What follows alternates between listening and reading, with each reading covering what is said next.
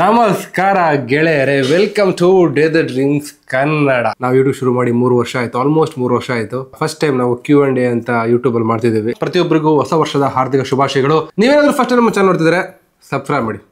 3 ವರ್ಷದಿಂದ ನಮಗೆ 300K ಕೂಡ ಆಗಿಲ್ಲ ಗುರು, ದಯವಿಟ್ಟು ಸಬ್ಸ್ಕ್ರೈಬ್ ಮಾಡಿ. ಜಾಸ್ತಿ ಕುಯ್ಬೇಡ ಗುರು, ಟಾಪಿಕ್ ಬಾ ಅಂತ ಹೇಳ್ತಿದ್ದೀರಾ. Yes guys, don't worry. ನಾನು ಡಿಸೆಂಬರ್ 29th 30th ಒಂದು ಇನ್ಸ್ಟಾಗ್ರಾಮಲ್ಲಿ ಒಂದು ಪೋಸ್ಟ್ ಹಾಕಿದ್ದೆ, ಸ್ಟೋರಿ ಹಾಕಿದ್ದೆ. ಸೊ ಕ್ವಶನ್ ಕೇಳಿ ಅಂತ ಸಾವಿರಾರು ಕ್ವಶನ್ಗಳು ಬಂದಿದೆ. ಅದರಲ್ಲಿ ಸ್ವಲ್ಪ ಕ್ವಶನ್ಗಳನ್ನ ನಾನು ನೋಟ್ ಮಾಡ್ಕೊಂಡಿದ್ದೀನಿ. ಇದ್ರ ಬಗ್ಗೆ ಎಲ್ಲ ಕ್ಲೀನಾಗಿ ಎಲ್ಲ ಟಾಪಿಕ್ ಎಲ್ಲ ಬರ್ಕೊಂಡ್ಬಿಟ್ಟು ಮಾತಾಡೋಣ ಅಂತ ಅನ್ಕೊಂಡೆ, ಬಟ್ ಬೇಡ ಗುರು, ಡೈರೆಕ್ಟ್ ನೀವು ಮುಂದೆ ಬಂದು ಕೂತಿದ್ದೀನಿ. ಇಷ್ಟು ದಿನ ನೀವೆಲ್ಲ ನನ್ನ ಸೂಪರ್ ಕಾರ್ ವಿಡಿಯೋಸ್ ಮಾಡೋದು, ರಿವ್ಯೂ ಮಾಡೋದ್ರ ಬಗ್ಗೆ ನೀವು ನೋಡಿದ್ದೀರಾ, ತುಂಬ ಸಪೋರ್ಟ್ ಮಾಡಿದ್ದೀರಾ. ಯೂಟ್ಯೂಬಲ್ಲಿ, ಇನ್ಸ್ಟಾಗ್ರಾಮಲ್ಲಿ ತುಂಬ ಸಪೋರ್ಟ್ ಮಾಡಿದ್ದೀರಾ, ತುಂಬ ಥ್ಯಾಂಕ್ಸ್. ನನ್ನ ಇದುವರೆಗೂ ನನ್ನ ಪರ್ಸನಲ್ ಬಗ್ಗೆ ನಾನು ಅಷ್ಟಾಗಿ ಎಲ್ಲೂ ಹೇಳ್ಕೊಂಡಿಲ್ಲ.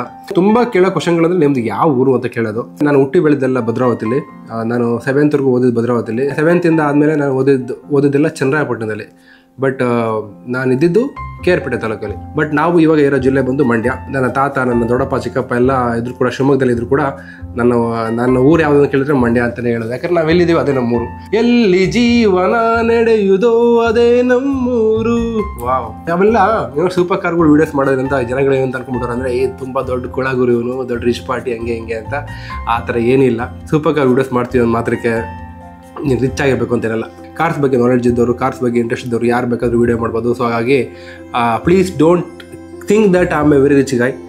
ನಾನು ತುಂಬ ಕಷ್ಟಪಡ್ತಾ ಇದ್ದೀನಿ actually. So that's all my personal. ನಮ್ಮ ತಂದೆಯವರು ಈ ದೇಶದ ಬೆನ್ನೆಲುಬು, ಅಂದರೆ ರೈತರು. ಎಸ್, ನಾನು ಕೂಡ ಒಬ್ಬ ರೈತ. ಗರ್ವದಿಂದ ಹೇಳೋದು ನೀನೊಬ್ಬ ರೈತನೆಂದು.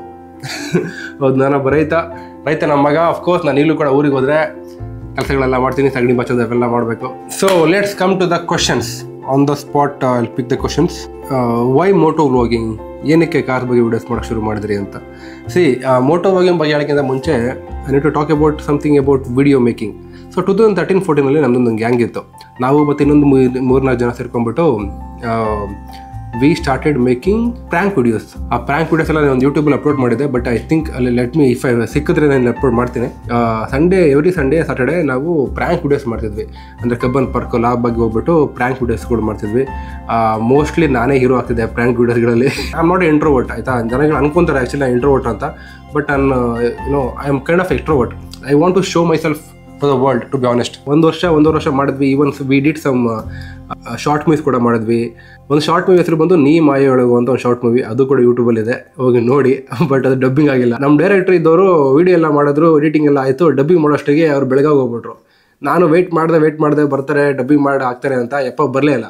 ಅದಕ್ಕೆ ನಾನೇ ಆ ವಿಡಿಯೋ ಹಾಕ್ಬಿಟ್ಟೆ without dubbing. So first time ಒಂದು ಶಾರ್ಟ್ ಮೂವಿ ವಿತೌಟ್ ಡಬ್ಬಿಂಗ್. ನೀವೇ ಓದ್ಬಿಟ್ಟು ನೀವೇ ಅರ್ಥ ಮಾಡ್ಕೋಬೇಕು ಏನು ಸ್ಟೋರಿ ಅಂತ, ನೀವೇ ಅರ್ಥ ಮಾಡ್ಕೋಬೇಕು. ಉಪೇಂದ್ರ ಪಾರ್ಟ್ 3 ನಮ್ಮದು. ಅದೊಂದು. ಆಮೇಲೆ ಮಿಷಿನ್ ಮನಿ ಅಂತ ಒಂದು ಶಾರ್ಟ್ ಮೂವಿ ಮಾಡಿದ್ದೆ ಆ್ಯಕ್ಚುಲಿ ನಾನು. ಸೊ ವಿಡಿಯೋ ಮೇಕಿಂಗಲ್ಲಿ like we are very much interested. ಮುಂಚೆನೂ ಕೂಡ ವಿಡಿಯೋ ಮೇಕಿಂಗ್ ಮಾಡ್ತಿದ್ವಿ. ಅದಾದಮೇಲೆ ಜೀವನ ಅಂದರೆ ತುಂಬ ತಿರುವುಗಳಿರ್ತವೆ. ಸೊ ಜೀವನ ಯಾವ ಕಡೆ ತಗೊಂಡೋಗುತ್ತೋ ಆ ಕಡೆ ಹೋಗ್ತಾ ಇದ್ವಿ. ಇನ್ಫ್ಯಾಕ್ಟ್ ಒಂದು ಇನ್ಸಿಡೆಂಟ್ ಹೇಳಬೇಕು. ನನ್ನ ಆಫೀಸು ಬೆಂಗಳೂರಲ್ಲಿ MG ರೋಡ್ ಹತ್ರ ಎಲ್ಲ ಇತ್ತು. ನಾನು ಆಫೀಸ್ಗೆ ನಾನು ಡೈರೆಕ್ಟ್ ಹೋಗೋದಾಯಿತು. ಬಟ್ ಆಲ್ವೇಸ್ ನಾನು ಲ್ಯಾಂಬೋರ್ಗಿನಿ ಶೋರೂಮ್ ಮುಂದೆ ಹೋಗ್ತಾ ಇದ್ದೆ ಟು ಸಿ ದ ಲ್ಯಾಂಬೋರ್ಗಿನೀಸ್. ಒಂದಿನ ನನಗೆ ಈ ಲ್ಯಾಂಬೋರ್ಗಿನಿ ಕಾರ್ನ ನನಗೆ ಶೋರೂಮ್ ಒಳಗಡೆ ನೋಡಬೇಕು ಅಂತ ಭಾಳ ಆಸೆ ಆಗ್ಬಿಡ್ತು. ಸರಿ ಅಂದ್ಬಿಟ್ಟು ಅವ್ರ ನಂಬರ್ ತೊಗೊಂಡು ಇಂಟರ್ನೆಟಲ್ಲಿ ಕಾಲ್ ಮಾಡಿಬಿಟ್ಟು ಈ ಥರ ಹೇಳಿದೆ. ಒಂದಿನ ಬಂದ್ಬಿಟ್ಟು ಕಾರ್ನ ಹತ್ರದಿಂದ ನೋಡ್ಬೇಕಂತ. ಯಾಕಂದರೆ ಲ್ಯಾಂಬೋರ್ಗಿನಿ ಶೋರೂಮ್ ಮುಂದೆ ಗಾಡಿ ನಿಲ್ಲಿಸಿರೋರು, ಬಟ್ ಬ್ಯಾರಿಗೇಡ್ ಹಾಕಿರೋರು. ಒಂದು 5-6 ಅಡಿ ಇರ್ತಿತ್ತು. ಅಂದರೆ ಅಷ್ಟು ಹತ್ತಿರ ಮುಟ್ಟಕ್ಕೆ ಹೋಗ್ತಿರಲಿಲ್ಲ. ಅದಕ್ಕೆ ಆ ಥರ ಹೇಳಿದಾಗ ಅವರು ಸರಿ ಸರ್ ಆಯಿತು, ನಿಮ್ಮ ಪಾನ್ ಕಾರ್ಡು, ಆಧಾರ್ ಕಾರ್ಡ್ ಇರಲಿಲ್ಲ ಅಂತ ಕಾಣುತ್ತೆ ಟೈಮಲ್ಲಿ. ಐ ಥಿಂಕ್ ಆಧಾರ್ ಕಾರ್ಡ್ ಇರಲಿಲ್ಲ. ನಿಮ್ಮ ಪಾನ್ ಕಾರ್ಡು ಮತ್ತು ಅಕೌಂಟ್ ಡೀಟೇಲ್ಸು, ಸ್ಯಾಲ್ರಿ ಸರ್ಟಿಫಿಕೇಟ್ ಎಲ್ಲ ಕಳಿಸಿ, ಸ್ಯಾಲ್ರಿ ಸ್ಲಿಪ್ ಎಲ್ಲ ಕಳಿಸಿ. So will see if you are eligible to come inside the showroom ಅಂತ. ವಾವ್ ನನಗೆ ಓಕೆ ಮಾ, ಥ್ಯಾಂಕ್ ಯು ಮಾ ಅಂತ ಕೈ ಮುಗಿದ್ಬಿಟ್ಟು. ನಾನೇ ಅವ್ರ ತಪ್ಪು ಯಾರ್ದು ತಪ್ಪು ಅಂತ ಹೇಳಲ್ಲ. ಸುಮ್ಮನೆ ಈ ಥರ ನನಗೆ ಒಬ್ಬಂಗೆ ಅವಕಾಶ ಕೊಟ್ಟರೆ ಅವ್ರು ತುಂಬ ಜನಕ್ಕೆ ಅವಕಾಶ ಕೇಳ್ತಾರೆ. ಸುಮ್ಮನೆ ಅವ್ರ ಟೈಮ್ ಎಷ್ಟು. ಸರಿ ಮಾ ಆಯಿತು ಅಂದ್ಬಿಟ್ಟು ಥ್ಯಾಂಕ್ ಯು ಅಂದ್ಬಿಟ್ಟು ಅಡ್ಬಿದ್ದೆ ಅಂದ್ಬಿಟ್ಟು ಬಂದೆ. ಅದೊಂದು ಇನ್ಸಿಡೆಂಟ್ ಆ್ಯಕ್ಚುಲಿ. ಬಟ್ ಅದಾದಮೇಲೆ ಇನ್ನು ದುಬೈ ಬಂದಾಗ ನನಗೆ literally I was like oh my god, ಎಲ್ಲಿ ಬಂದೆ ಗುರು ನಾನು ಅಂತ ಹತ್ಬಿಡ್ತು ಆ್ಯಕ್ಚುಲಿ. ದುಬೈಲಿ ಏನು ಕಾರ್ ಇದಾವಲ್ಲ, ಆ ಕಾರ್ದು ಮೇ ಬಿ 1% ಕೂಡ ಸೂಪರ್ ಕಾರ್ಗಳಿದೆ ಅಂತ ಅನ್ಕೋತೀನಿ ಇಂಡಿಯಾದಲ್ಲಿ. ಐ ಆಮ್ ನಾಟ್ ಬ್ಲೇಮಿಂಗ್, ಆಯಿತಾ, ನಾನು ಬ್ಲೇಮ್ ಮಾಡ್ತಿಲ್ಲ. ಸಾವಿರಾರು ಕಾರಣಗಳಿದ್ದಾವೆ. ಒಂದು ರೋಡ್ಗಳು ಕಾರಣ ಇರ್ಬೋದು, ಟ್ಯಾಕ್ಸ್ ಕಾರಣ ಇರ್ಬೋದು, ಸಾವಿರಾರು ಕಾರಣ ಇದ್ದಾವೆ. ಆ ಕಾರಣದ ಬಗ್ಗೆ ಹೋಗಲ್ಲ ಇವತ್ತು. ಜಸ್ಟ್ ಹೇಳ್ತೀನಿ, ನಾನು ಎಕ್ಸ್ಪೀರಿಯನ್ಸ್ ಹೇಳ್ತಾ ಇರೋದು ನಿಮಗೆ. ಇಲ್ಲಿ ಬಂದುಬಿಟ್ಟು ನಾನು ಐ ವಾಸ್ ಲಿಟ್ರಲಿ ಲೈಕ್ ಅಮೇಜ್ಡ್. ಸುಮ್ಮನೆ ಹೋಗ್ತಿದ್ವಿ ಶೋರೂಮ್ ಒಳಗಡೆ ಬಿಡೋರು ನೋಡೋಕ್ಕೆ. ಹೋಗ್ತಿದ್ವಿ ನೋಡ್ತಿದ್ವಿ. ಬಟ್ ವೀಡಿಯೋ ಮಾಡೋಕ್ಕೂ ಅಂತ ಯಾವತ್ತೂ ಅನಿಸಿರಲಿಲ್ಲ ನನಗೆ. ಬಟ್ ವೀಡಿಯೋ ಮಾಡೋಕ್ಕೆ ಒಂದು ಕಾರಣವೂ ಇದೆ, ಸೂಪರ್ ಕಾರ್ಗಳ ಬಗ್ಗೆ. ದುಬೈ ಬಂದಿದ್ದೇನಕ್ಕೆ ಮನೇಲಿ ಕಷ್ಟ ಇತ್ತು, ಆ ಕಷ್ಟನ ತೀರಿಸ್ಕೊಳ್ಳೋಕ್ಕೆ ಬಂದಿದ್ದು. ಸೊ ಹಾಗಾಗಿ ನನಗೆ ಬೇರೆ ಕಡೆ ಗಮನನೇ ಹೋಗಲಿಲ್ಲ. ಒಂದು 2 ಇಯರ್ಸ್ ಏನೂ ಮಾಡಿಲ್ಲ. ಇನ್ಫ್ಯಾಕ್ಟ್ 3 ಇಯರ್ಸ್ ಅಂತ ಕಾಣುತ್ತೆ. ಕೊರೋನಾ ಟೈಮಲ್ಲಿ ಎಲ್ಲ ಗೊತ್ತು, ಬೇರೆ ದೇಶದಲ್ಲಿ ಇದ್ದವರೆಲ್ಲ ಇಂಡಿಯನ್ಸ್ ಎಲ್ಲ ವಾಪಸ್ ಬಂದುಬಿಟ್ರು. ನಾವು ಕೂಡ ಹೋಗೋಣ ಅಂತ ಒಂದು ಮನಸ್ಸು, ಏನು ಮಾಡೋದು ಗೊತ್ತಾಗ್ತಿಲ್ಲ. ಆದರೂ ಕೂಡ ಅವಾಗ ನನ್ನ ಕೆಲಸ ಕೂಡ ಹೋಗಿತ್ತು, ದುಡ್ಡು ಬೇರೆ ಇರಲಿಲ್ಲ. Literally one of the worst times. But it's okay, life ಅಂದರೆ ಹಂಗೆ. ಲೈಫ್ ಅಂದರೆ ಮೇಲೆ ಏರುಪೇರು ಇದ್ದೇ ಇರುತ್ತೆ. I always enjoy my tough and good times of my life. ಅದಾದಮೇಲೆ 21 ಐ ಥಿಂಕ್ ಅವಾಗ ಡಾಕ್ಟ್ರು ಬ್ರೋ ಬಂದಿದ್ದು ದುಬೈಗೆ. ದುಬೈ ಬಂದ್ಬಿಟ್ಟು ತುಂಬ ಒಂದು ಸ್ವಲ್ಪ ವೀಡಿಯೋಗಳನ್ನ ಅಪ್ಲೋಡ್ ಮಾಡಿದ್ರು, 3-4 ವೀಡಿಯೋ ಅಪ್ಲೋಡ್ ಮಾಡಿದ್ರು. That is the turning point ಅಂತ ಅನ್ಕೊತೀನಿ ನಾನು. ಯಾಕಂದರೆ ಅವಾಗ ತುಂಬ ವೀಡಿಯೋಗಳು ಇನ್ನೂ ಚೆನ್ನಾಗಿ ಓಡೋಕೆ ಶುರು ಆಯಿತು. ಆಗ ನನ್ನ ಹೆಂಡತಿ ಸರಿ ನಾವೇ ದುಬೈ ಇದ್ದೀವಿ, ನಾವೇನಕ್ಕೆ ಮಾಡಬಾರ್ದು ಅಂದ್ಬಿಟ್ಟು ಹೇಳೋದು. ನನಗೆ ಟ್ರಾವೆಲ್ ಮಾಡಬೇಕು, ಎಂಜಾಯ್ ಮಾಡಬೇಕು ಅಷ್ಟೇ. ಈವನ್ ಇಂಡಿಯಾಗೆ ಬಂದಿದ್ದು ನಾನೀಗ. ಇಂಡಿಯಾಗೆ ಬಂದರೆ ನಾನು ಒಂದು ವೀಡಿಯೋ ಕೂಡ ಅಪ್ಲೋಡ್ ಮಾಡಿಲ್ಲ. ಯಾಕಂದರೆ I was just enjoying my days in India. ಅದು ತುಂಬಾ ಕಷ್ಟವಾದ ಕೆಲಸ. ಅಂದರೆ ಆ ಜಾಗದ ಬಗ್ಗೆ ತಿಳ್ಕೊಂಡಿರಬೇಕು, ಕ್ಲೀನಾಗಿ ವೀಡಿಯೋ ಮಾಡಬೇಕು. ಬಟ್ ನನಗೆ ಅದ್ರ ಬಗ್ಗೆ ಎಷ್ಟೇ ಇರಲ್ಲ. ಬಟ್ ನನ್ನ ವೈಫು ಶುರು ಮಾಡೋದು ಅಂತ ಹೇಳಿದ್ಲು. Okay, we started it. 1-2-3 places ಬಗ್ಗೆ ನಾವು ವೀಡಿಯೋ ಮಾಡಿದ್ವಿ. But I was really not at all interested. Car ಬಗ್ಗೆ ವೀಡಿಯೋ ಮಾಡೋಣ ಒಂದು ಶೋರೂಮಲ್ಲಿ ಒಂದು ವೀಡಿಯೋ ಮಾಡಿದೆ. ಆ ವೀಡಿಯೋ ಲಿಟ್ರಲಿ ಕಿತ್ಕೊಂಡು ಓಡ್ತು. ಅವಾಗಿನ ನಮಗಿನ್ನೂ 5,000-6,000 ಸಬ್ಸ್ಕ್ರೈಬರ್ ಇದ್ರು. ಆವಾಗಲೇ ಆ ವಿಡಿಯೋ ಬಂದು ಸುಮಾರು 300-400ಕ್ಕೆ ಹೋಗ್ಬಿಡ್ತು. ಸೊ ಐ ಥಿಂಕ್ ಅದನ್ನೇ ರಿಯಲೈಸ್, ಓಕೆ ನಾನು ದುಬೈಲಿದ್ದೀನಿ, ಅದಕ್ಕೋಸ್ಕರ ನನಗೇನು ಈ ಥರ ಕಾರ್ಗಳು ನೋಡಿದ್ರೆ ಅಷ್ಟೊಂದು ಏನೋ ಎಕ್ಸಾಕ್ಟ್ ಕೊಡಲ್ಲ. ಯಾಕಂದರೆ ಎವ್ರಿ ಡೇ ನೋಡ್ತೀವಿ. ಬಟ್ ನಾನು ಕೂಡ ಒಂದು ಟೈಮಲ್ಲಿ ಇಂಡಿಯಾದಲ್ಲಿದ್ದೆ. ನಾನು ಕೂಡ ಒಂದು ಟೈಮಲ್ಲಿ ಒಂದು ಲ್ಯಾಂಬೋಗಿ ನೋಡಿದ್ರೆ ಅದರಿಂದನೇ ಹೋಗ್ತಿದ್ವಿ. ಐ ಸ್ಟಿಲ್ ರಿಮೆಂಬರ್, ನಾನು ಪೊಲೀಸಿಗೆ ಫೈನ್ ಕಟ್ಬಿಟ್ಟು ಲ್ಯಾಂಬೋಗಿನ ಚೇಂಜ್ ಮಾಡಿದ್ದೀನಿ ಆ್ಯಕ್ಚುಲಿ ನಾನು. ಸೊ ಏನಕ್ಕೆ ನಾವು ಇದ್ರ ಬಗ್ಗೆ ವೀಡಿಯೋ ಮಾಡ್ಬೋದು, definitely there lot of viewers ಅಂತ ಅಂದ್ಕೊಂಡು ಆಗ ನಾವು ಕಾರ್ಸ್ ವೀಡಿಯೋಸ್ ಬಗ್ಗೆ we started making videos. So ಅಲ್ಲಿಂದ ನಾವು ಮಾಡಿದ ವಿಡಿಯೋ ಇಲ್ಲಿವರೆಗೂ ತಲುಪಿದ್ದೆ. ಈ ವರ್ಷ ನಮಗೆ ಫಿಲ್ಮ್ ಫೇರ್ ಅವಾರ್ಡ್ ಕೂಡ ಸಿಕ್ತು. ಆ್ಯಂಡ್ ನಮ್ಮ ಯೂಟ್ಯೂಬ್ ಚಾನಲಲ್ಲಿ 100K ಆಯಿತು. ಇನ್ಸ್ಟಾಗ್ರಾಮಲ್ಲಿ ಆಲ್ಮೋಸ್ಟ್ 500K ಇದೆ. And India's top 50 automotive influencer ಲಿಸ್ಟಲ್ಲಿ ನಾವು 41ನೇ ಸ್ಥಾನದಲ್ಲಿದ್ದೀವಿ. ದುಬೈ ಟಾಪ್ 30 ಆಟೋಮೋಟಿವ್ ಇನ್ಫ್ಲೂಯೆನ್ಸರ್ ಲಿಸ್ಟಲ್ಲಿ ನಾವು 27ನೇ ಸ್ಥಾನದಲ್ಲಿದ್ದೀವಿ. ಇದೆಲ್ಲ ನಿಮ್ಮಿಂದನೇ. ಅಫ್ಕೋರ್ಸ್ ಕಷ್ಟ ಇದೆ, ಎಫರ್ಟ್ ಇದೆ. ನಾನು ಅವತ್ತೇ ಹೇಳಿದಾಗೆ ಎಫರ್ಟು, ಕಷ್ಟ, ಸ್ಟ್ರಗಲ್ ಅವೆಲ್ಲ ನನಗೆ ಯಾರು ಮಾಡೋಕ್ಕೆ ಹೇಳಿಲ್ಲ. ಇದನ್ನು ನಾನು ಮಾಡ್ತಿರೋದು. ಬಟ್ ಇನ್ನೊಂದು ಕ್ವಶನ್ ಬಂದಿತ್ತು ನನಗೆ, ದುಬೈಲಿ ವೀಡಿಯೋಸ್ ಮಾಡ್ತಿರಲ್ಲ, ಅಷ್ಟು ಈಸಿಯಾಗಿ ಮಾಡ್ತಿರಲ್ಲ, ಹೆಂಗೆ ಸಿಗುತ್ತೆ ಕಾರ್ಗಳು ನಿಮಗೆಲ್ಲ ಫ್ರೀಯಾಗಿ ಕೊಡ್ತಾರಾ ಅಥವಾ ಏನು ಕಾಸು ಕೊಡಬೇಕಾ ಅಂತೆಲ್ಲ. Very good question actually. ಹೆಂಗೆ ರಿವ್ಯೂ ಮಾಡ್ತೀವಿ ಸೂಪರ್ ಕಾರ್ಗಳನ್ನ ಅಂತ. ನನಗೆ ಸ್ಟಾರ್ಟಿಂಗು ಒಂದೂವರೆ ವರ್ಷ ಭಾಳ ಕಷ್ಟ ಆಯಿತು. ಲಿಟ್ರಲಿ ಭಾಳ ಕಷ್ಟ ಆಯಿತು. There are multiple reasons. ನಾನು ಹೋಗ್ಬಿಟ್ಟು ಒಂದು ರೋಡ್ಸ್ ರಾಯ್ಸ್ ಕೊಡುಗರು ನನಗೆ ವೀಡಿಯೋ ಮಾಡಬೇಕು ಅಂತಾರೆ. ಅವನೇನಕ್ಕೆ ಕೊಡಬೇಕು, ಅವನಿಂದ ಏನು ಬೆನಿಫಿಟ್ ಇದೆ? ಫಸ್ಟ್ ಆಫ್ ಆಲ್ ನಾನು ಆಡಿಯನ್ಸ್ ಬಂದು ಇಂಡಿಯಾದಲ್ಲಿರೋದು ಜಾಸ್ತಿ. ಆಲ್ಮೋಸ್ಟ್ 99% ಆಡಿಯನ್ಸ್ ಬಂದು ಇಂಡಿಯಾದಲ್ಲಿ ಇರೋದು. ಸೊ ಇಲ್ಲಿ ಲೋಕಲಾಗಿ ಅವ್ರಿಗೆ ಅದೊಂಥರ ಮಾರ್ಕೆಟಿಂಗ್ ಥರ ಕೂಡ ಆಗಲ್ಲ. Second half all conversion rate ಏನಿದೆ, ಒಂದು ಕಾರ್ಡ್ ಬಗ್ಗೆ ವಿಡಿಯೋಸ್ ಮಾಡ್ತೀನಿ ಅಂತಂದರೆ ಅದನ್ನು ಎಷ್ಟು ಜನ ನೋಡಿ ಎಷ್ಟು ಜನ ತೊಗೊತಾರೆ, ಓಕೆನಾ. ಮೂರನೇದು ಬಂದು ಅದರ್ ಕಾಂಪಿಟೇಟರ್ಸ್. ಸೊ ಇಲ್ಲಿ ತುಂಬ ಜನ ಕಾಂಪಿಟೇಟರ್ ಇದ್ದಾರೆ. ದುಬೈಯಲ್ಲಿ ಇರೋಷ್ಟು ಮೋಟೋ ವ್ಲಾಗರ್ಸ್ ಪ್ರಪಂಚದಲ್ಲಿ ಎಲ್ಲೂ ಇಲ್ಲ ಆ್ಯಕ್ಚುಲಿ. ದುಬೈಲಿ ಮೋರ್ ದೆನ್ 300 ಮೋಟೋ ವ್ಲಾಗರ್ಸ್ ಇದ್ದಾರೆ. 300 ಜನ ಇದ್ದಾರೆ ದುಬೈ ಒಂದು ಸಿಟಿಲಿ. ಸೊ ಇಮ್ಯಾಜಿನ್ ಮಕ್ಕಳು, ನಮ್ಮ ಕರ್ನಾಟಕದಲ್ಲಿ ಎಷ್ಟು ಜನ ಇದ್ದೀವಿ? ಒಂದು 5-6 ಜನ ಇದ್ದೀವ. ಯಾಕಂದರೆ ದುಬೈಲಿ ಬೇರೆ ಬೇರೆ ದೇಶದಿಂದ ಜನಗಳು ಬರ್ತಾರೆ. ಇಲ್ಲಿ ಪ್ರಪಂಚದ ಪ್ರತಿಯೊಬ್ಬ ದೇಶದಿಂದ ಜನಗಳು ದುಬೈಲಿ ಜೀವನ ಮಾಡ್ತಾರೆ. ಏನಂತಂದರೆ, ನಂಗೆ ಕಾರು ಶೋರೂಮ್ ಅವ್ರು ಕೊಟ್ಟರೆ ಅಥವಾ ಒಬ್ಬ ಗಾಡಿ ಇಟ್ಕೊಂಡಿರೋರು ಕೊಟ್ಟರೆ ಅವ್ರಿಗೆ ಅದರಿಂದ ಏನೂ ಇದಿಲ್ಲ. ಬಟ್ ಅವ್ರನ್ನ ಕನ್ವಿನ್ಸ್ ಮಾಡಿಬಿಟ್ಟು ನಾವು ಮಾಡೋದು ಭಾಳ ಕಷ್ಟ ಆಯಿತು. ತುಂಬಾ ಕಷ್ಟ ಆಯಿತು ಆ್ಯಕ್ಚುಲಿ. ಎಷ್ಟೋ ಜನ ರಿಜೆಕ್ಟ್ ಮಾಡ್ತಿದ್ರು, ನಾವು ಕೊಡೋಕ್ಕಾಗಲ್ಲ ಅಂತ. ಎಷ್ಟೋ ಜನ ನಾವು ಫಾಲೋವರ್ಸ್ ನೋಡ್ಬಿಟ್ಟು ಓಕೆ ನಾಳೆ ಬನ್ನಿ ಅನ್ನೋದು. ಇತ್ತೀಚೆಗೆ ನಮ್ಮ ಹೆಸರು ಕೂಡ ಎಲ್ಲ ಕಡೆ ಗೊತ್ತು. ದುಬೈಲಿ ಯಾವುದೇ ಒಂದು ಶೋರೂಮ್ ಹೋದ್ರು ಕೂಡ, ಯಾವುದೇ ಒಂದು ಇವೆಂಟ್ ಹೋದ್ರು ಕೂಡ ಜನಗಳು ಬರ್ತಾರೆ, ಗೊತ್ತಿರ್ತಾರೆ. ಲೋಕಲ್ ಆಡಿಯನ್ಸ್ ಕೂಡ ಇದ್ದಾರೆ. ಸೊ ಸ್ಟಾರ್ಟಿಂಗಲ್ಲಿ ಭಾಳ ಕಷ್ಟ ಆಯಿತು ಆ್ಯಕ್ಚುಲಿ ಲಿಟ್ರಲಿ. ಅದೊಂದು ಕಾರಣ. ಮತ್ತು ಸೆಕೆಂಡ್ ಕಾರಣ ಬಂದು ಹೀಟು. ನಾವು ಶೋರೂಮಲ್ಲಿ ಆರಾಮಾಗಿ ವೀಡಿಯೋ ಮಾಡ್ಬೋದು. ನಾವು ಶೋರೂಮಲ್ಲಿ ವೀಡಿಯೋ ಮಾಡಿದ್ರೆ ಅದೇನು ಕಿಕ್ ಕೊಡಲ್ಲ. ಆಚೆ ತೊಗೊಳೋಬೇಕು, ಗಾಡಿನ ಓಡಿಸ್ಬೇಕು. ಆ ಥರ ತೊಗೊಳೋಬೇಕಾದ್ರೆ ಆ ಒಂದು ಹೀಟಲ್ಲಿ ಲಿಟ್ರಲಿ ಎಷ್ಟೋ ಸಲ ನಾವು ತಲೆ ತಿರುಗಿ ಬೀಳಂಗಾಗ್ಬಿಟ್ಟಿದೆ. ಎಷ್ಟೋ ಸಲ ಕ್ಯಾಮ್ರಾಗಳೆಲ್ಲ ಹೀಟಾಗಿ ಸುಟ್ಟೋಗ್ಬಿಟ್ಟಿದ್ದಾವೆ. ಸೊ ಇಷ್ಟೊಂದು ಹೀಟು ಈ ವಾತಾವರಣದಲ್ಲಿ ವಿಡಿಯೋ ಮಾಡೋದು ಭಾಳ ಕಷ್ಟ ಆಗುತ್ತೆ. ಮೂರನೇ ಕಷ್ಟ ಅಂತಂದರೆ ಫೈನ್ಗಳು.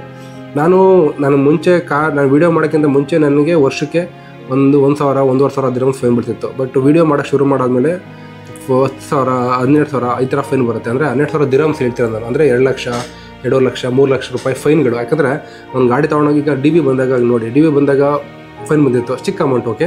ಬಟ್ ಫೈನ್ ತಾನೆ. ಯಾಕಂದರೆ ಗಾಡಿ ತೊಗೊಂಡಾಗ ನಾವು ಮೆತ್ತಗೆ ಓಡಿಸೋಣ್ರೆ ನಿಮಗೆಲ್ಲ ಏನು ಬೇರೆ ಒಳ್ಳೆ ಜಡ್ಕ ಗಾಡಿ ಥರ ಓಡಿಸ್ತೀಯಾ, ಜೋರ ಓಡಿಸು ಅಂತ ಕೂಡ ಕಮೆಂಟ್ ಎಲ್ಲ ಮಾಡ್ತೀರಾ. ಸೊ ಆ ಟೈಮಲ್ಲಿ ಓಡಿಸ್ಬೇಕಾದ್ರೆ ಕ್ಯಾಮ್ರಾಯಿಂದ ಫೈನ್ಗಳು. ಸೊ ಇವೆಲ್ಲ ಕಷ್ಟಗಳು. ಮೇನ್ ಬಂದು ಗಾಡಿ ಅವೈಲಬಿಲಿಟಿ ಇದೆ ದೊಡ್ಡ ಕಷ್ಟ. ಎರಡನೇದು ಬಂದು ವೆದರು, ಹೊರಗಡೆ ವೀಡಿಯೋ ಮಾಡೋದು ದೊಡ್ಡ ಕಷ್ಟ. ಇನ್ನೊಂದು ವಿಷಯ ಅಂತಂದರೆ ಇಲ್ಲಿ ಎಲ್ಲ ಕಡೆ ನಿಮಗೆ ಇಂಡಿಯಾ ಥರ ತುಂಬ ಫ್ಲೆಕ್ಸಿಬಲ್ ಇಲ್ಲ. ಎಲ್ಲ ಕಡೆ ಹೋಗಿ ವೀಡಿಯೋ ಮಾಡೋಕ್ಕಾಗಲ್ಲ. ನಿಮಗೆ ಒಂದೊಂದು ಕಡೆ ತುಂಬಾ ಒಂದು ಒಳ್ಳೆ ಬ್ಯಾಕ್ಗ್ರೌಂಡ್ ಇರೋ ಕಡೆ, ಒಳ್ಳೆ ಜಾಗ ಇರೋ ಕಡೆ ಅಲ್ಲಿ ಪರ್ಮಿಷನ್ ತೊಗೋಬೇಕಾಗುತ್ತೆ. ಆ ಪರ್ಮಿಷನ್ಗೂ ಕೂಡ ಪೇ ಮಾಡಬೇಕಾಗುತ್ತೆ. ನನ್ನ ಪ್ಯಾಷನ್ಗೋಸ್ಕರ ಮಾಡ್ತಿರೋದು. ನನ್ನ ಕಾರ್ಗಳಂದ್ರೆ ಇಷ್ಟ. I love the cars, I love driving. So ಆ ಒಂದು ಕಾರಣಕ್ಕೋಸ್ಕರ ನಾನು ಇವೆಲ್ಲ ಕೂಡ ಸರಿ ಪಕ್ಕಕ್ಕೆ ಇಟ್ಬಿಟ್ಟು ನಾನು ಖುಷಿಯಿಂದ ನಾನು ವಿಡಿಯೋ ಮಾಡ್ತಿರೋದು. ಈ ವಿಡಿಯೋ ಸ್ವಲ್ಪ ದೊಡ್ಡದಾಗುತ್ತೆ, but I think it's okay. So ಇನ್ನು ನೆಕ್ಸ್ಟ್ ಕ್ವಶನ್ ಅಂತಂದರೆ ನನ್ನ ಆದಾಯ, ನನ್ನ ಇನ್ಕಮ್, ನನ್ನ ಯೂಟ್ಯೂಬ್ ಇನ್ಕಮ್ ಎಷ್ಟು, ಇನ್ಸ್ಟಾಗ್ರಾಮ್ ಇನ್ಕಮ್ ಎಷ್ಟು, ನಾನು ಏನು ಕೆಲಸ ಮಾಡ್ತೀನಿ, ನನ್ನ ಸ್ಯಾಲ್ರಿ ಎಷ್ಟು. ನಿಮಗೆಲ್ಲ ಗೊತ್ತಿರೋ ಹಾಗೆ ನಾವು ಮಾಡೋದು ಸೂಪರ್ ಕಾರ್ಗಳು videos. I am the poorest YouTuber. YouTube ಮಾಡಿಕೊಂಡು ನನಗೆ ಅಷ್ಟೊಂದು ಸಂಪಾದನೆ ಬರಲ್ಲ ಯೂಟ್ಯೂಬಲ್ಲಿ. Very very minimal. ನಾನೊಂದು ಬೈಕ್ ಬಗ್ಗೆ ಹೇಳಿದ್ರೆ ಅಥವಾ ನಾರ್ಮಲ್ ಕಾರ್ ಬಗ್ಗೆ ಹೇಳಿದ್ರೆ ಜನಗಳು ಜನಗಳು ಎಂಗೇಜ್ ಆಗ್ತಾರೆ. ನಾನೊಂದು ಸ್ಪ್ಲೆಂಡರ್ ಬಗ್ಗೆ ಗಾಡಿ ಹೇಳಿದ್ರೆ, ಒಂದು ಸ್ಪ್ಲೆಂಡರ್ ಬಗ್ಗೆ ವಿಡಿಯೋ ಮಾಡಿದ್ರೆ ಜನಗಳು ಅದಕ್ಕೆ ಎಂಗೇಜ್ ಆಗ್ತಾರೆ. ಅವರು ಅದಕ್ಕೆ ಕಮೆಂಟ್ ಆಗ್ತಾರೆ, ಯಾಕಂದರೆ ಅವ್ರಿಗೆ ಗೊತ್ತಿರುತ್ತೆ. ಬಟ್ ನಾನು ಸೂಪರ್ ಕಾರ್ಗಳ ಬಗ್ಗೆ, ಯಾವುದೋ ಒಂದು ಸೂಪರ್ ಕಾರ್ ಬಗ್ಗೆ ಹೇಳಿದ್ರೆ ಎಲ್ಲರೂ ಕೂಡ ಗೊತ್ತಿರಲ್ಲ. ಸೊ ನಾನೇನು ಹೇಳ್ತೀನಿ ಅದನ್ನೇ ಅವರು ನಿಜ ಅಂತ ಅನ್ಕೊತಾರೆ. ಹಾಗಾಗಿ ನಮಗೆ ಎಂಗೇಜ್ಮೆಂಟ್ ಕಡಿಮೆ ಆಗುತ್ತೆ. ಎಂಗೇಜ್ಮೆಂಟ್ ಏನು ಕಮ್ಮಿ ಆಗುತ್ತೆ ಅಂದರೆ ದೇ ಕಾಂಟ್ ಕಮೆಂಟ್ ಮಾಡೋಕ್ಕಾಗಲ್ಲ ಅವ್ರೇನು. I totally understandable. ಸೊ ಹಾಗಾಗಿ ಎಂಗೇಜ್ಮೆಂಟ್ ಕಡಿಮೆ ಆಗುತ್ತೆ. ಯಾವಾಗ ಕಾಮೆಂಟ್ಗಳ ಎಂಗೇಜ್ಮೆಂಟ್ ಕಮ್ಮಿ ಆಗುತ್ತಲ್ಲ ಆಗ ವ್ಯೂಸ್ ಆಬ್ವಿಯಸ್ಲಿ ಡೌನ್ ಆಗುತ್ತೆ. ಆ್ಯಂಡ್ ಆಲ್ಸೋ ನಾವು ಮಾಡೋದು proper car content, proper super car content. ಸ್ವಲ್ಪ ಜನಕ್ಕೆ ಏನಂತಾರೆ, ಈ ಕೋಟಿ ಕಾರ್ ನಾವು ತೊಗೊಂಡು ಏನು ಮಾಡೋದು ಅಂದ್ಕೊಂಡು ಬಿಟ್ಟಾಗ್ತಾರೆ. ಬಟ್ ನನಗೆ ಇನ್ನೊಂದು ಹೆಮ್ಮೆ ಅಂತಂದರೆ ನಮ್ಮ ಯೂಟ್ಯೂಬಲ್ಲಿ ಏನಿದಾರಲ್ಲ 150K ಸಬ್ಸ್ಕ್ರೈಬರ್ಸ್, ಅವ್ರು 140K ಸಬ್ಸ್ಕ್ರೈಬರ್ಸು, ಅವರೆಲ್ಲ ಪ್ರಾಪರ್ ಕಾರ್ ಎಂಥೂಸಿಯಾಸ್ಟಿಕ್ ಅಂತ ಅನ್ನೋಕ್ಕೆ ನನಗೆ ಭಾಳ ಖುಷಿಯಾಗುತ್ತೆ. ಐ ಥಿಂಕ್ ಕರ್ನಾಟಕದಲ್ಲಿರೋ ಪ್ರತಿಯೊಬ್ಬ ಕಾರ್ ಎಂಥೂಸಿಯಾಸ್ಟಿಕ್ನ ನಾವು ಮುಟ್ಟಿದ್ದೀವಿ ಅನ್ನೋ ಒಂದು ಹೆಮ್ಮೆ ನನಗಿದೆ. ಬೇರೆ ಯೂಟ್ಯೂಬರ್ಸ್ ನೋಡಿದ್ರೆ ನಿಮಗೆ ಅಲ್ಲಿ ಎಂಟರ್ಟೈನ್ಮೆಂಟ್ ಸಿಗ್ಬೋದು, ಮೋಟೋ ಕೂಡ ಎಂಟರ್ಟೈನ್ಮೆಂಟ್ ಸಿಗ್ಬೋದು. ಬಟ್ ನಮ್ಮಲ್ಲಿ ನೀವು just C the fact, car ನೋಡ್ತೀರಾ, ಕಾರ್ ಎಂಟರ್ಟೈನ್ಮೆಂಟ್ ಅದು ಎಲ್ಲರಿಗೂ ಇಷ್ಟ ಆಗಲ್ಲ. ಬಟ್ ಅದೇ ಭಾಳ ಕಡಿಮೆ, even lesser then anybody else. ಯಾಕಂದರೆ ನಾವು ಡೈಲಿ ವ್ಲಾಗ್ಸ್ ಮಾಡಿದ್ರೆ ಜನಗಳು ಜಾಸ್ತಿ ನೋಡ್ತಾರೆ. ಯೂಟ್ಯೂಬ್ಗೆ ಸ್ಪೆಂಡ್ ಮಾಡೋ ದುಡ್ಡಾರು ಯೂಟ್ಯೂಬಿಗೆ ಬರಲಿ ಅಂತ ನನ್ನ ಆಶಯ. ಹೋಪ್ಫುಲಿ ಅಫ್ಕೋರ್ಸ್ ಯೂಟ್ಯೂಬಲ್ಲಿ ಹೆಸರಿದೆ, ಒಳ್ಳೆ ಹೆಸರು ಕೊಟ್ಟಿದ್ದೀರಾ, ಒಳ್ಳೆ ಗೌರವ ಕೊಟ್ಟಿದ್ದೀರಾ, ಅದೆಲ್ಲ ಚಿರಋಣಿ ಇರ್ತೀನಿ. ಅದೇ ರೀತಿ ಫಿನಾನ್ಷಿಯಲಿ ಕೂಡ ಅದು ಯೂಟ್ಯೂಬಿಂದ ಬರಬೇಕಂತಂದರೆ I think let me see ಏನೇನು ಮಾಡಬೇಕಲ್ಲ ಅದನ್ನು will try to do that. So ನನ್ನ ಸ್ಯಾಲ್ರಿ ಒಂದು ಐ ಕಾಂಟ್ ಡಿಸ್ಕ್ಲೋಸ್. ನಿಮ್ಮ ಇಮೇಲ್ ಐ ಡಿ ಕಳಿಸಿ ನಾನು ಹೇಳ್ತೀನಿ. ಇಲ್ಲ ಆ ಥರ ಅಲ್ಲ, ಯಾಕಂದರೆ ಸ್ಯಾಲ್ರಿನ I can't disclose the salary right away. But ಇಲ್ಲಿ ಒಂದು ವರ್ಷಕ್ಕೆ, ಒಂದು ತಿಂಗಳಿಗೆ ಎಷ್ಟು ಖರ್ಚಾಗುತ್ತೆ ಅಂತ ಹೇಳ್ತೀನಿ. ಮೇ ಬಿ ಅದ್ರ ಮುಖಾಂತರ ಯು ಕ್ಯಾನ್ ಗೆಸ್. ಮನೆ ಬಾಡಿಗೆಗೆ ಎನಿವೇ 3,000 to 4,000 ಬೇಕಾಗುತ್ತೆ. ಅವನು ಅವರೇಜಾಗಿ ಹೇಳ್ತಿರೋದು ನಾನು. 3,000 to 4,000 ದಿರಮ್ಸ್ ಆಯಿತಾ. ಒಂದು ದಿರಮ್ಸಿಗೆ 23 ರೂಪಾಯಿ. 4,000 ದಿರಮ್ಸ್ ಅಂದರೆ 80,000 to 90,000 ರೂಪಾಯಿ. ಓಕೆ, ಮೇ ಬಿ ರೂಪೀಸಲ್ಲಿ ಹೇಳ್ಬಿಡ್ತೀನಿ. ಸೊ ಮನೆ ಬಾಡಿಗೆಯಿಂದ 70,000 to 80,000 ರೂಪಾಯಿ ಮನೆ ಬಾಡಿಗೆ ಆಗುತ್ತೆ. ಪೆಟ್ರೋಲ್ಗೆ ನಿಮಗೆ ಒಂದು 25,000 ರೂಪಾಯಿ ಪೆಟ್ರೋಲ್ ಬೇಕಾಗುತ್ತೆ. ಗಾಡಿ EMIದು ಒಂದು 30,000 ಆಗುತ್ತೆ. ಓಕೆ, ಗ್ರೋಸರಿಗೆ ಅದಕ್ಕೊಂದು 20,000 ಆಗುತ್ತೆ. ಮತ್ತು ಸಣ್ಣ ಪುಟ್ಟ ಖರ್ಚು, TV ಅಥವಾ ಮೂವಿಗಳು, ಬಟ್ಟೆ ಬರೆ ಅಂತ ಅಂದ್ಕೊಂಡ್ರೆ ಅದಕ್ಕೊಂದು 20,000 ಆಗುತ್ತೆ. ಮತ್ತು ನನ್ನ ಮಗಳು ಸ್ಕೂಲಿಗೆ ಹೋಗ್ತಾಳೆ. ಆ ಸ್ಕೂಲ್ ಫೀಸು ಒಂದು 35,000 40,000 ಆಗುತ್ತೆ. 40,000 ಆಗುತ್ತೆ ಸ್ಕೂಲ್ ಫೀಸು. ಹೋಗ್ತಾ ಇದೆ ಗಾಡಿ. ನನಗೆ ಹೇಳ್ತಾ ಇದ್ರೆ ನನಗೆ ಜೀವ ಡಗ ಅನ್ನತ್ತೆ. ಆ್ಯಕ್ಚುಲಿ ಅಷ್ಟು ಎಕ್ಸ್ಪೆನ್ಸಸ್, ತುಂಬ ಎಕ್ಸ್ಪೆನ್ಸಸ್ಸು. ಸೊ ಇವೆಲ್ಲ ಎಕ್ಸ್ಪೆನ್ಸಸ್ ಬರ್ಸೋ ಅಷ್ಟು ಸ್ಯಾಲ್ರಿ ಇದೆ. ಸೊ ಅಷ್ಟೇ, ಅದ್ರ ಬಗ್ಗೆ ಹೇಳೋಕ್ಕೋಗಲ್ಲ. ಇಷ್ಟೇ. ಈ ಒಂದು ಎಕ್ಸ್ಪೆನ್ಸಸ್ ಬಂದು very very normal minimal expenses. ಒಬ್ಬ ಜೀವನ ಮಾಡೋಕ್ಕಂದ್ರೆ ಎಕ್ಸ್ಪೆನ್ಸಸ್ ಇಷ್ಟು. ನೀನು ಹೈ ಕ್ಲಾಸ್ ಲೆವೆಲ್ ಮಾಡ್ತೀನಿ ಅಂತಂದರೆ ನಿನಗೆ ಕೋಟಿಗಳನ್ನ ಲೂಟಿ ಮಾಡಬೇಕಾಗತ್ತೆ. ಹೇಳ್ತಾಯಿದ್ರೆ ನನಗೆ ನಗು ಬರ್ತಾಯಿದೆ ಆ್ಯಕ್ಚುಲಿ. ಇದು ಇನ್ನೂ ಏನೇನೋ ಬಿಟ್ಟಿದ್ದೀನಿ ಗೊತ್ತಿಲ್ಲ. But these are the normal expenses. Top hero meet ಮಾಡಿದೆ ಅಂತಂದರೆ ಅದು Darshan sir. Who is the best YouTuber in Kannada? Okay, the best YouTuber in Kannada is TK.